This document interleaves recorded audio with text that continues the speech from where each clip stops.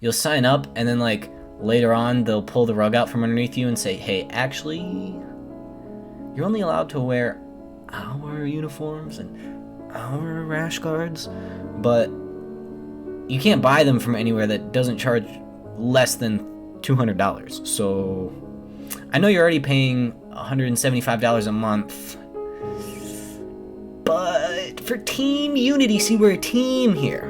See, we're a team. We need you to buy our clothes, spend money on our clothes that you could be using to feed your children, but since we're a team here, right, we're a team at this academy, you have to wear our specific uniforms. We can't have any outside uniforms. If it's just a plain gi, nope, sorry, can't have it. It's gotta have our patches, our branding. In today's video, we're going to be covering, in no particular order, the top 5 most frustrating things that you're going to encounter when you start Brazilian Jiu Jitsu.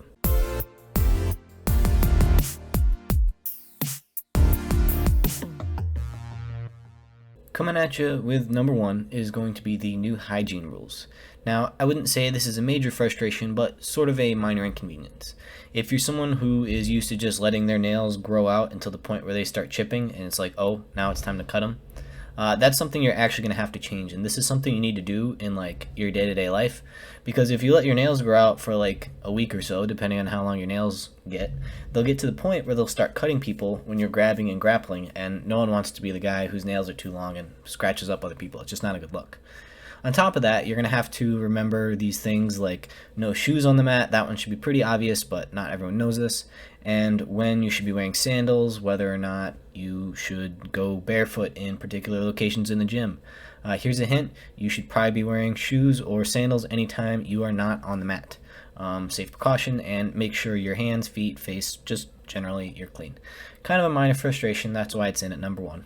Number 2 is going to be losing all the damn time. Now, some people don't care as much as they say they do, but at the end of the day, when you're practicing a sport like submission grappling, when you lose or tap, granted you should all just be training to get better, but if you are in a sparring situation and someone makes you quit by applying a choke, well, there's a certain part of your being that is going to say, damn, if this were an actual fight and no tapping was involved, I would have died, because he would have just squeezed me until I passed out, and that would have been that. So there's a small part of you that is always going to be a little bit frustrated with your ability to go out and grapple. And oftentimes when people start out, they have it in their mind that, okay, so he just beat me.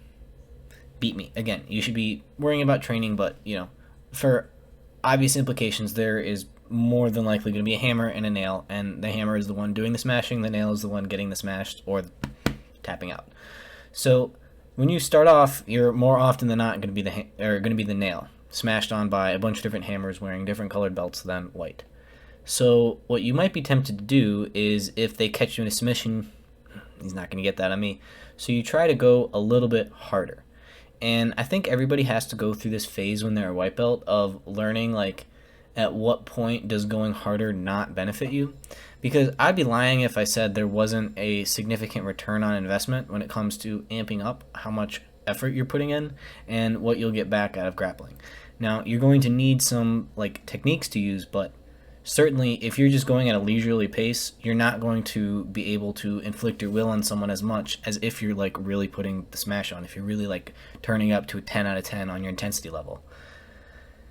That being said, if you're sparring with someone who knows what they're doing, there is going to be a very sharp drop-off in how much that intensity will get you. For example, if someone puts you in a position where it doesn't matter how much muscle or strength you use, it's not going to benefit you. For example, the crucifix position, where they have legs and arms and bound up, and it doesn't matter how strong you are, how much you move, they're still going to have you locked up. Or if they take your back, or if they put you in another position where your strength is going to be negated, that's not going to help you. And if they're really good, they're still going to be able to work their moves on you and continue to tap you out. And a lot of people find this frustrating. And to be honest, I think that's when most people drop off. There's a bunch of different places where people drop off, but one of the first places when people drop off is when they're in this new stage as a white belt and they can't really make anything happen. And they've tried going harder, and they realize that they're going to have to learn a bunch of techniques that are really difficult and complicated, and maybe you only have like 2 or 3 days a week, and you know, there are some kids who are able to do it like 5 times a week. And, you know, this brings me into point number 3. Frustrations is comparing yourself to others. This is where a root of a lot of frustrations come up in jiu-jitsu. And this is something just people do in general, and it's not exclusive to white belts or new people to jiu-jitsu. But new people in jiu-jitsu are super prone to compare themselves to others. And I certainly did it as well. This is where all these things come from. I've experienced them in one way or another, which is why I'm able to talk about them. But when people first start out, you might be tempted to think like, okay, so I'm about equal to this person in one way or another, maybe size, maybe age, maybe whatever it may be. There's this person you've decided to measure yourself against. Now, they might have other life circumstances. They might have like a 10-hour a week job and like nothing else to do, and they just train jiu-jitsu like 7 times a week. And you might be only able to make it in like 2 few times a week every now and then. And the person who's training a lot is going to get way better, way faster. And if you start trying to keep up with these kinds of people, what's going to happen is you'll go like, not everybody has this, but I've seen it happen before where someone's only able to make it in not very frequently, and they decide to make up for this lost time with coming back and like really trying to hit it hard. It's like, oh no, today's my day, back in the gym, really got to get it. And that's often when people get injured. So comparisons on all different levels too. If you're judging yourself by any other standard than how good you were the day before, you're doing it wrong. Now, if you want to get into like actual comparisons, you might want to try some competitions. That's like a good way to do it. But measuring yourself against people in the gym is not really effective because you're all getting better together, and it's sort of like you're 2 speedboats racing in the ocean next to each other, and you're trying to see how much ground you're covering, but you can't see because it's this vast ocean, and you're comparing yourself to a speedboat who's also moving. It's not going to work very well. But if you can track your own progress and say, okay, last week I wasn't able to do this move, and now I kind of can, and I practice it a bunch. Or in sparring, like I used to get tapped out 7 times, now it's only 5 or 4. Maybe I don't get tapped out at all. And then maybe you almost get a submission. Then you start getting a submission. And this is the progression. So if you compare yourself to who you were instead of other people, have a lot more success. This brings us into number 4. Frustrations of starting Brazilian Jiu-Jitsu is your body is going to hurt. Different aches and pains. Now, you can definitely get acclimatized to this to the point where you can train 7 days a week without getting injured, but that's going to take like a few years of like slowly working up and really letting your body adapt to this new activity. When I first started, for like an entire month, every single time I got done with training, every single part of my body was sore because I was like using muscles I didn't normally and in ways I didn't usually move them. So every single part of my body was sore, and it was so exhausting, but it felt so rewarding because I knew that the body getting sore, if you let it recover and heal up, it's going to be even stronger the next time. And so if you can measure that balance and try to keep on your recovery, I've got a video for recovery too if you care about that, you can avoid getting injured. And it's really, really frustrating just to have like the soreness and feel like you can't walk on its own. But when you combine it with something like you accidentally like twisted an arm because you didn't tap, or like you try to spin out of a submission, or maybe your neck's a little cranked because you really didn't want to give up the choke to that other 1-stripe white belt, but he kind of got your neck, and really you should have just done this, but you fought out of it, and like now your neck's all tweaked up, like you probably should have just tapped. I've done that before. It's not a cool look, and it's very frustrating when you are sacrificing your body for something you really don't have to. And if you're able to take care of yourself and watch your recovery, that shouldn't be a frustration. This brings us into number 5. The 5th, they're in no particular order, but the last most frustrating thing that I can think of in this top 5 list. And that, I don't want to say politics because that's not the right word, but drama is probably a better term for it. And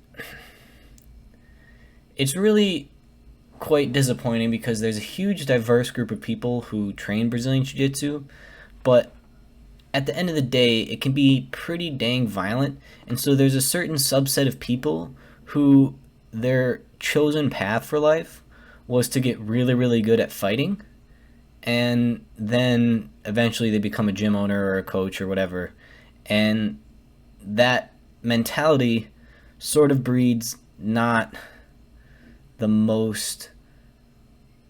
I'm trying to put it as gently as possible, but essentially if you dropped out of high school to get really, really good at strangling people, chances are you're not going to have the most nuanced views when it comes to life in general, when it comes to how you should deal with people in business relationships, in personal relationships, in conflict situations. Like, there's a lot of things that happen because there's a certain, well, this is just human nature too, but certain things at certain gyms, like uniform policies, like that's kind of gross. Like, you sign up for the gym, and then, I hope you don't go to a gym like this, but you'll sign up, and then like later on they'll pull the rug out from underneath you and say, hey, actually, you're only allowed to wear our uniforms and our rash guards, but you can't buy them from anywhere that doesn't charge less than $200. So I know you're already paying $175 a month, but for team unity, see, we're a team here. See, we're a team. We need you to buy our clothes, spend money on our clothes that you could be using to feed your children, but since we're a team here, right? We're a team at this academy. You have to wear our specific uniforms. We can't have any outside uniforms. If it's just a plain gi, nope, sorry, can't have it. It's got to have our patches, our branding. Gyms like that, oh geez. But there's more to like the drama and like the politics and stuff. There's so many things about school owners like literally just yelling at each other on Facebook. It's really it's laughable. Like there's a huge population of Brazilian Jiu Jitsu practitioners who like don't want to deal with this stuff, who are just real down to earth, pretty regular, just don't want to mess with any drama. And I think that's probably honestly the majority. But there's still a good like 20% who are in positions of authority in some way or another who really want to start drama, and just like their egos get bruised because they say it's the sport of no ego, but nah, I don't believe that. It makes you more of what you are. And it can have a humbling aspect to it, but at the end of the day, like, it doesn't erase your ego unless you're someone who's also trying to work on themselves. And then when you come to Brazilian Jiu-Jitsu, it's an avenue to express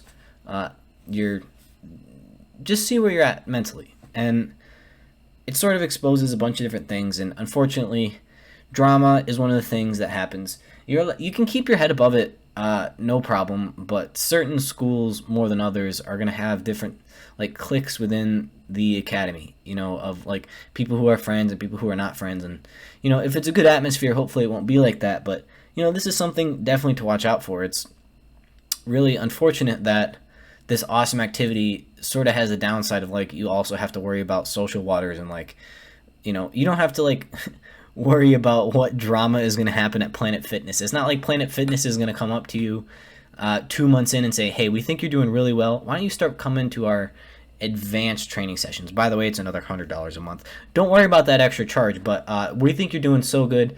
I know we told you the initial price was $175, but now you're going to pay $200.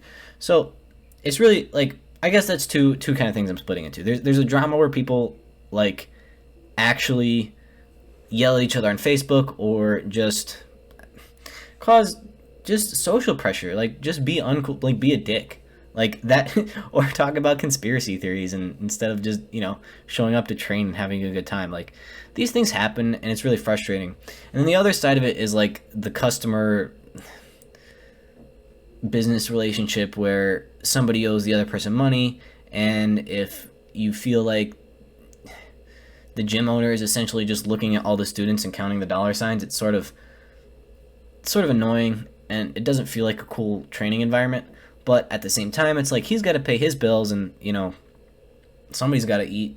It's just, if it's all about like everything you can do to possibly squeeze the last dollar out of people, sort of unfortunate. It's much better if you're just like upfront and honest with people and are like, this is what I got, here's the product, here's the price, you can pay for it, yada yada yada, boom boom boom, don't have to sign my soul away.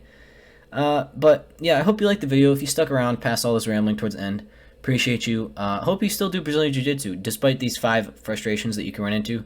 I'm sure there's more, but there's a lot more cool things. So if you stuck it to the end, thank you very much for the watch time. Boost me in the analytics, other things you can do, YouTube stuff down below. Like, comment, subscribe. You share it if you want. Don't share it. Nobody needs to see the videos. Peace.